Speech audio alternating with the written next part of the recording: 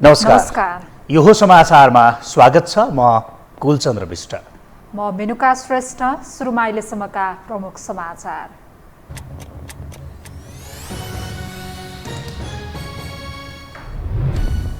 निर्वाचन प्रचार प्रसारमा होमिए उम्मेद्वार। कार्तिक 18 अघि प्रचार गरे उम्मेद्वारी नै खारेज गर्ने आयोगको चेतावनी। कुल मतदाता संख्या 1,79,00,000 नाघ्यो। बागी उम्मेद्वारलाई निष्क्रिय बनाउन सत्ता गठबन्धन सक्रिय। लोकतन्त्रलाई संस्थागत गर्न गठबन्धनले जित्नुपर्ने काङ्ग्रेसको भनाई।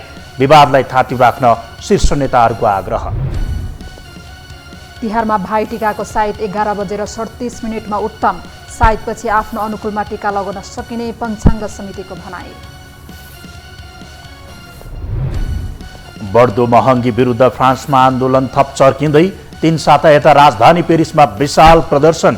हजारौं मानिस सडकमा ओर्लँदा समेत सरकार मुखदर्शक। र विभागीय टोली नेपाल पुलिस राष्ट्र क्रिकेटको फाइनलमा प्रवेश।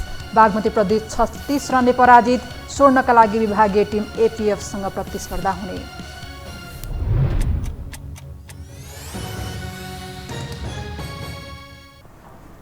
अब समाचार विस्तारमा। निर्वाचन आयोगले निर्वाचन आचार संहिता उल्लङ्घन गर्नेलाई तत्काल कारबाही गर्न प्रमुख जिल्ला अधिकारीहरूलाई निर्देशन दिएको छ। आज गृह मन्त्रालयमा देशभरका प्रमुख जिल्ला अधिकारीहरूसँगको भर्चुअल बैठकमा निर्वाचन आयोगका आयुक्त रामप्रसाद भण्डारीले आचार संहिता उल्लङ्घन गरेको पाइए तत्काल कारबाही गर्न निर्देशन दिनुभएको हो। केन्द्रीय निर्वाचन आचार संहिता अनुगमन समितिका संयोजक समेत रहनुभएका आयुक्त भण्डारीले आचार संहिता उल्लङ्घनको प्रमाण भेटिएमा तत्काल नियन्त्रणमा लिन कन्जुस्याइ नगर्न पनि आग्रह गर्नुभयो। अहिलेको बेलामा कोडसभा, आमसभा लगायतका गोष्ठी, सेमिनार लगायतका कुनै पनि विषय निर्वाचन प्रसार गर्ने प्रयोजनलाई गर्न पाइँदैन। हाम्रो आचार संहिताले नि के भनेको छ, निर्वाचन आयोगले मात्र बनाएको होइन, राजनीतिक दलको प्रतिनिधिहरूको सहमतिमा समेत बनेको आचार संहिताले निर्वाचन हुने दिनभन्दा 17 दिन अगावै अर्थात् 79/7/18 भनेको कार्तिक 18बाट निर्वाचन प्रचार प्रसार गर्न पाइन्छ। त्योभन्दा अगाडि निर्वाचन प्रचार प्रसार गर्ने लगायतका क्रियाहरू गर्न पाइँदैन भनेर आचार संहिताले निषेध गरेको छ। यो दलहरूलाई पनि राम्रोसँग जानकारी छ। आयोगले आचार संहिता विपरीत कार्तिक 18 भन्दा अघि प्रचार प्रसार गरिए त्यस्ता उम्मेद्वारको मनोनयन नै खारेज गर्न सक्ने सम्मको चेतावनी पनि दिएको छ। कतिपय उम्मेद्वारहरूबाट आचार संहिता उल्लङ्घनका दर्जनौं उजुरी परेको भन्दै त्यस्ता उजुरीमाथि अध्ययन भइरहेको पनि आयोगले जनाएको छ। त्यस्ता उजुरीमाथि पहिलोपटक स्पष्टीकरणको मौका दिने र पुनः दोहोरिए मनोनयन नै खारेज गर्न सक्नेतर्फ आयोगले सतर्क गराएको छ। आयोगका अनुसार यसपटकको निर्वाचनमा देशभर कुल मतदाताको संख्या 1,79,88,570 रहेको छ। आम निर्वाचन आउन अब केवल 34 दिन मात्र बाँकी छ। निर्वाचन मिति नजिकिएसँगै राजनीतिक दल र उम्मेद्वारहरू मतदाता केन्द्रित भएका छन्। केही हेभी वेट नेताहरूले भने आफूलाई भावी प्रधानमन्त्रीको रूपमा उभ्याएर मतदातालाई प्रभावित पार्ने प्रयास गरिरहेका छन्। यो मामलामा नेपाली कांग्रेसका उम्मेद्वार धेरै छन्। महामन्त्री गगन थापा, वरिष्ठ नेता रामचन्द्र पौडेल, नेता शेखर कोइरालादेखि प्रकाशमान सिंहले पनि आफूलाई भावी प्रधानमन्त्रीको रूपमा उभ्याउने गरेका छन्। नेपाली कांग्रेसका पूर्व महामन्त्री समेत रहेका सिंहले सोमबार काठमाडौँमा पत्रकार सम्मेलनको आयोजना गरेर आफ्ना चुनावी एजेन्डा सार्वजनिक गरे। काठमाडौँ क्षेत्र नम्बर 1 मा लगातार 4औं पटक निर्वाचन जित्ने लक्ष्यका साथ चुनावी मैदानमा रहेका उनले क्राइटेरियाले हेर्दा कांग्रेसबाट प्रधानमन्त्री बन्ने पालो आफ्नो भएको दावी गर्न भ्याए। राजनीति भनेकै सम्भावनाको अब यो प्रशस्त त्यसमा ठाउँ हुन्छ। कुरा के हो भन्दाखेरि यो आम निर्वाचनको रिजल्ट आइसकेपछि त्यो त के हो भन्दाखेरि पार्लियामेन्ट्री पार्टीको एक्सर्साइज हुन्छ अनि त्यसपछि थाहा हुने कुरा हो। पछि हुने कुरा त पछि हो नि। अहिले त के हो भन्दाखेरि यहाँबाट प्रस्तुत गरेको उम्मेदवार कस्तो छ भन्ने कुरा मात्रै मैले स्लाइटली रिमाइन्ड गरेको कुरा हो। त्यो महामन्त्री गगन थापाले पनि पटक पटक आफ्नो सरकारको नेतृत्व आफूले गर्ने दावी गर्दै आएका छन्। काठमाडौँ 4 बाट ह्याट्रिक गर्ने तर्खरमा रहेका थापाले उम्मेदवारी दर्ताकै दिन सरकारको नेतृत्व लिएर मुलुक हाँक्ने दावी गर्न भ्याएका थिए। जोश र आवश्यक अनुभव भएकाले मूल नेतृत्वमा आफ्नो दावी रहेको उनको भनाइ थियो। यो पटक चाहिँ म आफ्नो अनुभवका आधारमा एउटा विशिष्ट अनुभव पनि किसिम र त्यो अनुभवका आधारमा अब मौका प्राप्त गर्दै पार्टीको पनि मूल र मेरो प्रयत्न अब यहाँसम्म नेपालको राजनीति धन्यवाद दिनु, उहाँलाई आभार प्रकट गर्दै ड्राइभिङ सिटमा नै हामी आफ्नै बसेछौँ कि अरू साथीहरू बस्छौँ, अरू साथीहरू सबैभन्दा अगाडिको 5 वर्षको आफैले मूल ड्राइभिङ सिटमा प्रयत्न। सिंह र थापा मात्र होइन, कङ्ग्रेसका वरिष्ठ नेता रामचन्द्र पौडेल, नेता शेखर कोइराला, शशाङ्क कोइरालासम्मले बेला मौकामा आफूलाई भावी प्रधानमन्त्रीको रूपमा उभ्याउने गरेका छन्। भावी प्रधानमन्त्रीकै रूपमा उभ्याउँदै आएकी सुजता कोइरालाले भने समानुपातिक मार्फत सांसद बन्ने बाटो सुनिश्चित गर्न बाध्य भएसँगै युरेसमा उभ्याउने उनको बाटो बन्द भएको छ।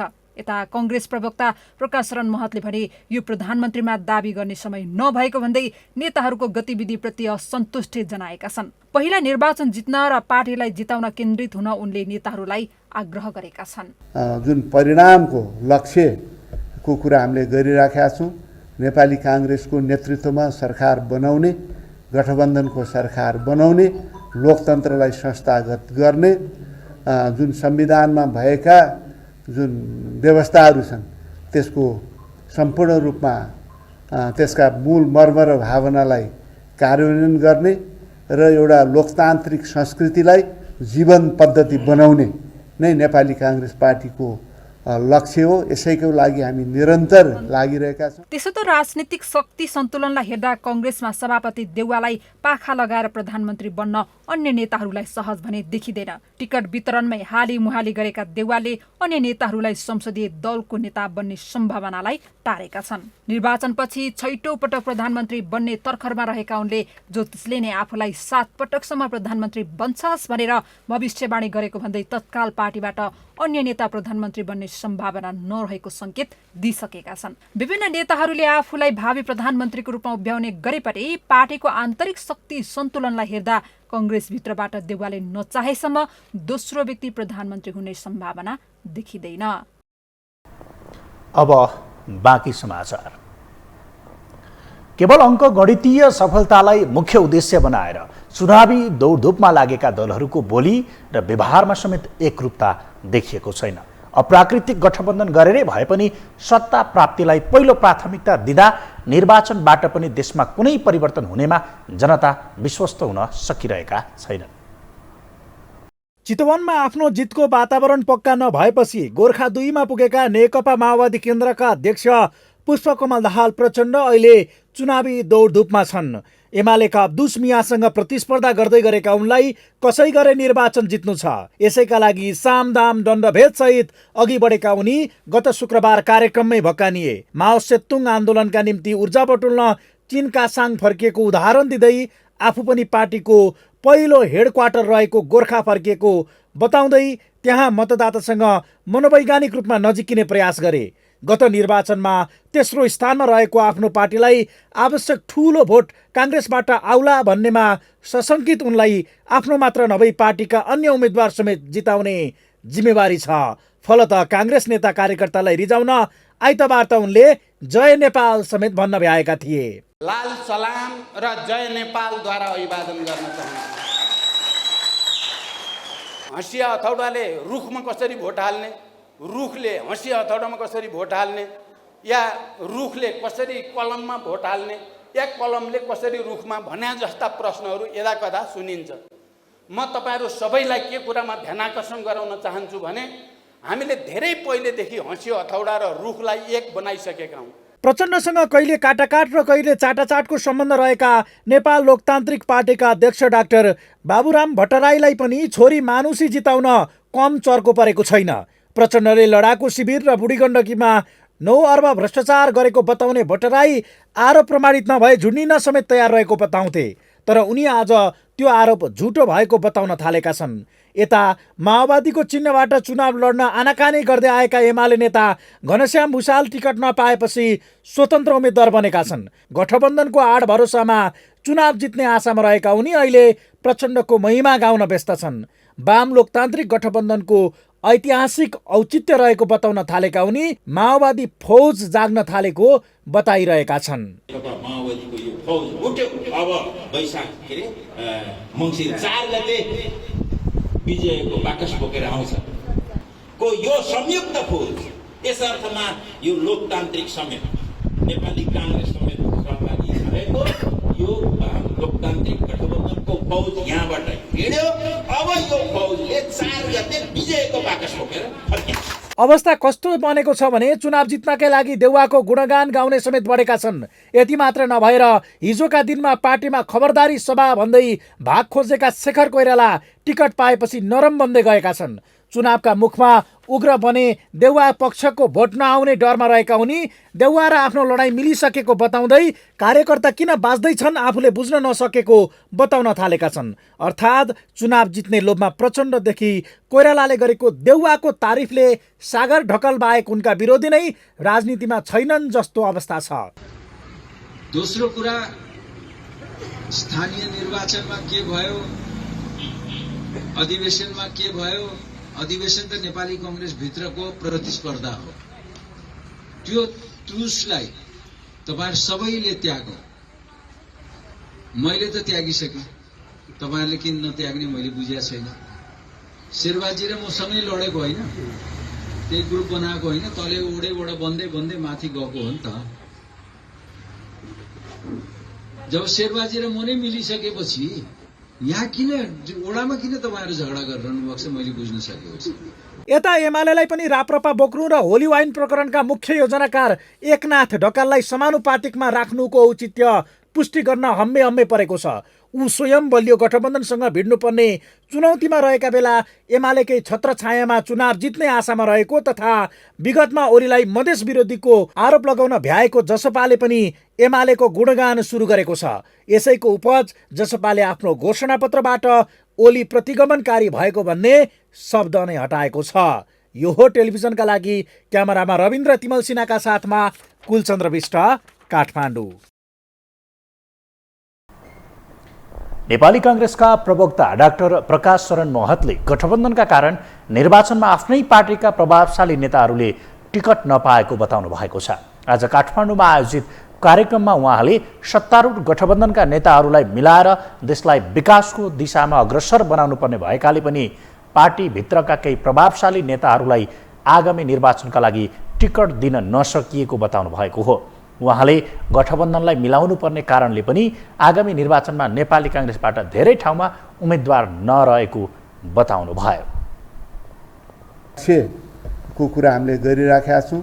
नेपाली कांग्रेसको नेतृत्वमा सरकार बनाउने, गठबन्धनको सरकार बनाउने, लोकतन्त्रलाई संस्थागत गर्ने, जुन संविधानमा भएका जुन व्यवस्थाहरू छन् त्यसको सम्पूर्ण रूपमा त्यसका मूल मर्म र भावनालाई कार्यान्वयन गर्ने र एउटा लोकतान्त्रिक संस्कृतिलाई जीवन पद्धति बनाउने नै नेपाली कांग्रेस पार्टीको लक्ष्य हो। यसैको लागि हामी निरन्तर लागिरहेका छौँ। प्रवक्ता महतले पार्टीमा अहिले सबै पक्षहरू सन्तुष्ट रहेको दावी गर्दै अहिले सहमतिमा नै निर्वाचनमा गठबन्धन जिताउनका लागि लागि परेको बताउनु भयो। हामीसँग समाचार बाँकी नै छन्, अहिलेलाई विश्राम।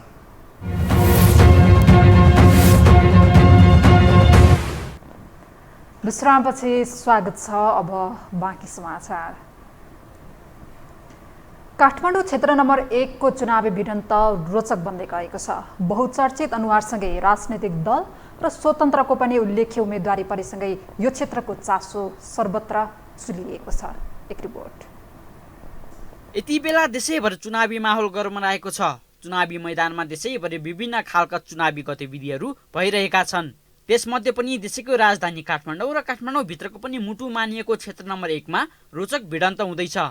राजनीतिक दल तथा स्वतन्त्रबाट नाम चलेका उम्मेदवारहरूको जमघटका कारण पनि यो निर्वाचन क्षेत्र सर्वाधिक चासोको क्षेत्र बनेको छ। तत्कालीन कम्युनिस्टका प्रखर व्यक्तित्व मानिने प्रदीप नेपाललाई यही क्षेत्रबाट पराजित गरेर नेपाली राजनीतिमा उदाएका प्रकाशमान सिंह चौथो पटकका लागि मैदानमा उभिएका छन्। 2064 बाट 74 को चुनावसम्म आइपुग्दा ह्याट्रिक गरेका सिंह आफ्नो विरासत बचाइराख्न अहिले मतदाता रिजाउन लागि परेका छन्। हुन त उनी टिकट निश्चित हुनुभन्दा अघिदेखि नै चुनावी प्रचार प्रसारमा जुटिसकेका थिए।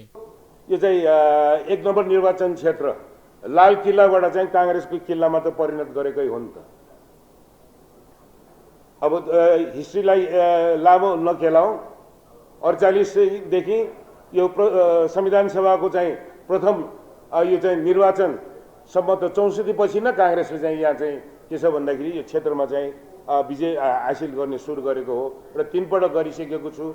गत निर्वाचनमा राम्रो जनमत प्राप्त गर्न सफल राष्ट्रिय प्रजातन्त्र पार्टीका रविन्द्र मिश्रले यसपटक पनि क्षेत्र नम्बर 1 लाई नै रोजेका छन्। अघिल्लो चुनावमा निकटम प्रतिस्पर्धी रहेका प्रकाशमान सिंहसँग 800 मतान्तरले पराजित मिश्र विवेकशील साझा त्यागेर राप्रपाबाट उम्मेद्वार बनेका हुन्। सिंहले 10,936 मत पाउँदा मिश्रले 10,118 मत पाएका थिए। यसपटक पनि सुरुमा एमालेबाट सहयोग मिल्ने आश गरे पनि एमालेले किरण पौडेललाई उम्मेद्वार उठाउँदा उनलाई धक्का लागेको छ। यद्यपि उनी पनि मतदाता रिजाउन भरपूर प्रयास गरिरहेका छन्। विचारभन्दा माथि देश भन्ने पुस्तक वितरण र विभिन्न क्लबदेखि लिएर युवा जमात रहेको ठाउँलाई लक्षित गरेर मिश्रले आफ्नो सक्रियता बढाएका छन्। हामी यो पटक रविन्द्र मिश्र र उहाँको टिम जस्तो साथीहरूलाई हामी भोट दिन्छौँ। यो पटक हलोमा भोट दिन्छौँ। वाट एभर यो grievances about all political parties, it is not just about political parties, it is about the candidates as well. Nepal सुशासन पार्टीका अध्यक्ष तथा पूर्व प्रहरी डीआईजी रमेश खरेल पनि आफ्नै पार्टीको नेतृत्वबाट मात्रै देशमा सुशासन कायम गर्न सकिने भन्दै चुनावी प्रचार प्रसारमा लागेका छन्। क्षेत्र नम्बर 1 कै बासिन्दा उनी प्रहरी संगठनमा रहँदा हासिल गरेको लोकप्रियतालाई यो चुनावमा परीक्षण गर्दैछन्। हाम्रो चाहना चाहिँ के भने प्रत्येकलाई हाम्रो अपिल हामी घर घरमा पुर्याउँछौँ र भेटेको मान्छेहरूलाई हाम्रा कुराहरू राख्छौँ र उहाँहरूलाई के भन्छौँ भन्दाखेरि यसपालि मङ्सिर 4 गते असल मान्छे त्यो सदनमा जाओस्। र मैले एकताल भनेको पनि थिएँ त्यो सदनमा धेरैहरूले सङ्गठित अपराधीहरूको सङ्ख्या बढ्यो, त्यो सङ्ख्या घटाउँ, असल मान्छेहरूलाई त्यहाँ पुर्याउँ र त्यसको मर्यादा बढाउँ। प्रतिनिधि सभा चुनावको मिति तय हुनु अघि नै आफ्नो उम्मेदवारी घोषणा गरेका पुकार बम राष्ट्रिय स्वतन्त्र पार्टीबाट चुनावी मैदानमा उम्मिँदैछन्। कैलालीका स्थायी बासिन्दा उनी कोरोना समयको इनफ इज इनफ अभियान मार्फत चर्चामा आएका थिए। सामाजिक अभियन्ताको छवि बनाएका उनी सडकबाट नागरिकका निम्ति सकेको काम गरेको र अब संसद पुगेर नागरिकको आवाजको प्रतिनिधित्व गर्ने बताउँदै आएका छन्। पहिलो फेज भरि नै निराशा मात्र थियो। कति ठाउँमा त हामीलाई तपाईँहरू नआउनुहोस्, तपाईँ सबै एउटै हो, जुन जोगी आए पनि कानै चिरेको भन्ने खालकोमा राजनीति भन्ने शब्दै नसुन्न चाहेको मान्छेहरू चाहिँ हामीले उहाँहरूलाई घर दैलो गर्दै गर्दाखेरि काममा जाँदै गर्दाखेरि होइन मतदातालाई रिजाउँदै गर्दाखेरि उहाँहरूसँग लगभग तेस्रो चरणमा पुग्यौँ नि त हामी राजनीतिक त्यो चुनावी अभियानमा।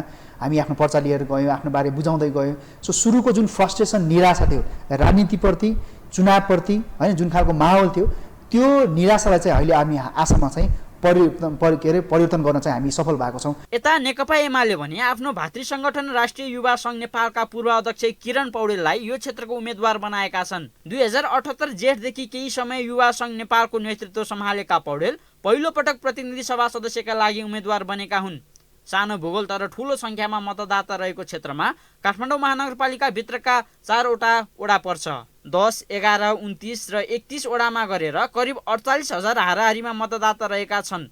यो क्षेत्रमा पुरानो बानेश्वर, नयाँ बानेश्वर, बुद्धनगर, शान्तिनगर, मिन भवन, सङ्घमूल, मैतीदेवी, अनामनगर, त्रिपुरेश्वर, दिल्ली बजार, थापाथली, माइतीघर, भोटेबहाल लगायतका क्षेत्र पर्दछन्। जिल्ला निर्वाचन कार्यालयका अनुसार 2074 सालको तुलनामा यहाँ 2588 जना नयाँ मतदाता थपिएका छन्। यो टेलिभिजनका लागि निरज कोइराला, काठमाडौँ। यस वर्ष तिहारको भाइटिकाको साइत कार्तिक 10 गते 11 बजेर 37 मिनटमा उत्तम रहेको अन्तर्राष्ट्रिय पञ्चाङ्ग निर्णायक समितिले जनाएको छ। समितिले आज एक विज्ञप्ति जारी गर्दै भाइटिकाको उत्तम साइत सार्वजनिक गरेको हो। यद्यपि साइतपछि आफ्नो अनुकूलमा टिका लगाउन सकिने समितिले जनाएको छ। त्यस्तै भारत, अमेरिका, बेलायत लगायतका देशमा फरक फरक समयमा उत्तम साइत रहेको समितिले जनाएको छ।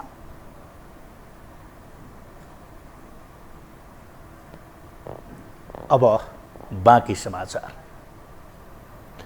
सरकारले शताब्दी पुरुष सत्यमोहन जोशीको निधनको शोकमा भोलि सार्वजनिक बिदा दिएको छ। गृह मन्त्रालयले आज एक विज्ञप्ति जारी गर्दै भोलि देशभर सार्वजनिक बिदा दिने निर्णय गरेको हो। शताब्दी पुरुष जोशीको 103 वर्षको उमेरमा आइतबार बिहान निधन भएको थियो। जोशीको निधनको शोकमा देशभरका सरकारी कार्यालय, सार्वजनिक सङ्घ संस्था र विदेशस्थित कूटनीतिक नियोगमा राष्ट्रिय झण्डा झुकाउने निर्णय भएको छ। नेपालीहरू जब चाडपर्वमा आफ्ना परिवारसँग रमाइरहेका हुन्छन् तब प्रहरीहरू हाम्रो सुरक्षार्थ सडकमा खटिरहेका हुन्छन्। उनीहरूलाई न कुनै चाडबाड न कुनै जात्रा, बिना सेवा सुविधा ड्युटीमा खटिरहेका हुन्छन्। एक रिपोर्ट। सोमबार नेपाल प्रहरीले आफ्नो 67औं स्थापना दिवस मनाएको छ। स्थापना दिवसको अवसरमा नक्सालस्थित प्रहरी प्रधान कार्यालयमा विशेष कार्यक्रमको आयोजना गरिएको थियो। आयोजित कार्यक्रममा प्रधानमन्त्री शेरबहादुर देउवा, गृहमन्त्री बालकृष्ण खाँड, प्रहरी महानिरीक्षक धीरज प्रताप सिंह लगायत सहभागी थिए। स्थापना दिवसको अवसरमा बोल्दै प्रधानमन्त्री देउवाले नेपाल प्रहरीलाई थप आधुनिक व्यावसायिक स्रोत साधनले सम्पन्न बनाउन सरकार प्रतिबद्ध रहेको बताए। सूचना प्रविधिलाई समयानुकूल परिवर्तन गरी अघि बढ्न सके मात्रै अपेक्षित परिणाम हासिल गर्न सकिने र प्रहरीभित्र सबै कर्मचारीको वृत्ति विकासलाई समयानुकूल सुधार गर्दै जानुपर्ने आवश्यकता रहेको उल्लेख गरेका छन्। प्रहरीले आफ्नो यो मूल दायित्व इमान्दारीका साथ वहन गरे मात्र राष्ट्रको शान्ति सुरक्षा मजबुत हुन जान्छ। तसर्थ निष्ठावान एवं पूर्ण व्यावसायिक भई कसैको दबाव र प्रभावमा नपरी प्रचलित ऐन नियमले दिएको अधिकार प्रयोग गरी आफ्नो जिम्मेदारी कुशलताका साथ विभाग सकल जनतालाई निर्देशन दिन चाहन्छु। विश्वमा प्रविधिले ठूलो फड्को मारिसकेको छ। प्रविधिसँगै विश्वमा अहिले नयाँ नयाँ किसिमका अपराधिक गतिविधिहरू पनि बढ्न थालेको छ। त्यसैले विज्ञान र प्रविधिलाई उच्चतम प्रयोग गरेर अपराधिक क्रियाकलापको नियन्त्रण गर्न जरुरी भइसकेको छ। संसारभरि नै अपराधिक गतिविधिहरूमा नयाँ आयामहरू थपिएको छ। नयाँ विज्ञान र प्रविधिको प्रयोग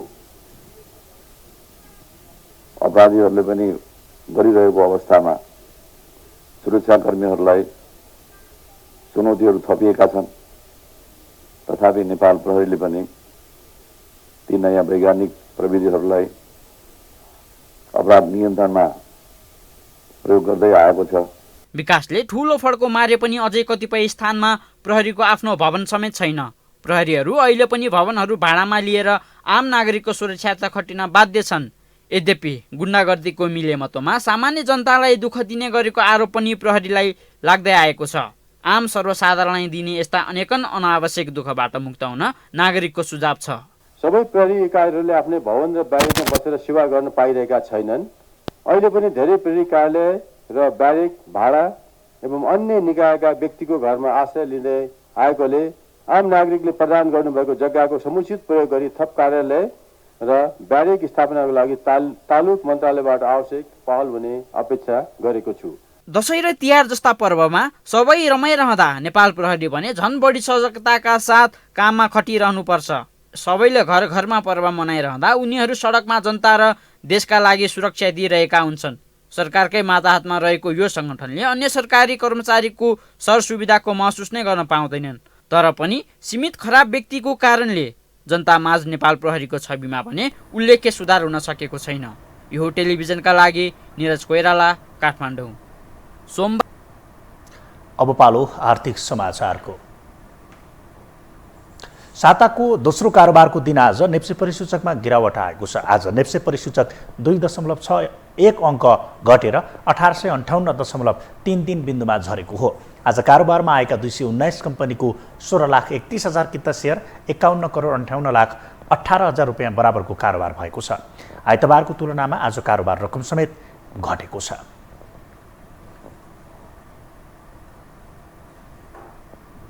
हामीसँग खेल र अन्तर्राष्ट्रिय समाचार बाँकी नै छन्। अहिलेलाई पुनः विश्राम।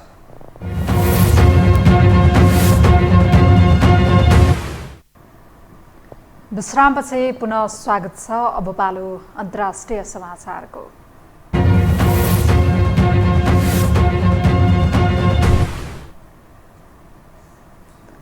फ्रान्सको राजधानी पेरिसमा बढ्दो महँगी विरुद्ध विशाल प्रदर्शन भएको छ। इन्धनको मूल्य आकाशिदा सर्वत्र असर परेपछि 10,000 मानिस सडकमा उभिएका छन्। महँगीले कष्टकर बनेको दैनिकी र जलवायु क्षयीकरणप्रति सरकारको ध्यानाकर्षण गराउन सडकमा उत्रिनु परेको प्रदर्शनकारीहरूले बताएका छन्।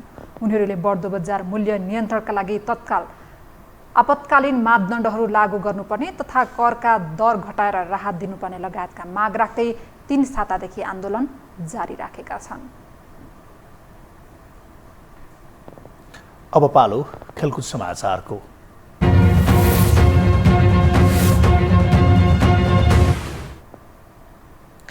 विभागीय महिला क्रिकेट टोली नेपाल पुलिस 9औं राष्ट्रिय खेलकुद प्रतियोगिता अन्तर्गतको फाइनलमा प्रवेश गरेको छ। आज भएको दोस्रो सेमिफाइनलमा बागमती प्रदेशलाई 36 रनले हराउँदै फाइनल पुगेको हो। पुलिसले दिएको 124 रनको लक्ष्य पछ्याएको बागमतीले 20 ओभरमा 7 विकेट गुमाएर मात्र 87 रन बनायो। बागमतीका लागि सुमन खतिवडाले सर्वाधिक 23 को योगदान गरिन्। अब पुलिसले स्वर्णका लागि एपीएफ क्लबसँग प्रतिस्पर्धा गर्नेछ।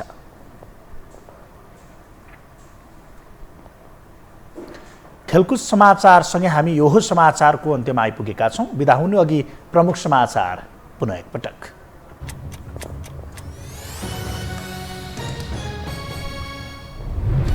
निर्वाचन प्रचार प्रसारमा होमिए उम्मेद्वार कार्तिक 18 अघि प्रचार गरिए उम्मेदवारी नै खारेज गर्ने आयोगको चेतावनी।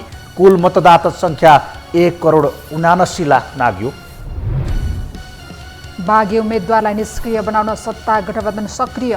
लोकतन्त्रलाई संस्थागत गर्न गठबन्धनले जित्नुपर्ने कङ्ग्रेसको भनाई। विवादलाई थाँती राख्न शीर्ष नेताहरूको आग्रह। तिहारमा भाइटिकाको साइत 11:37 उत्तम साइतपछि पनि आफ्नो अनुकूलमा टिका लगाउन सकिने पञ्चाङ्ग समितिको भनाई। बढ्दो महँगी विरुद्ध फ्रान्समा आन्दोलन थप चर्किँदै 3 साता यता राजधानी पेरिसमा विशाल प्रदर्शन। हजारौं मानिस सडकमा ओलिँदा समेत सरकार मुखदर्शक। र विभागीय टोली नेपाल पुलिस राष्ट्रिय क्रिकेटको फाइनलमा प्रवेश। बागमती प्रदेश 36 रनले पराजित। स्वर्णका लागि विभागीय टिम एपीएफसँग प्रतिस्पर्धा हुने।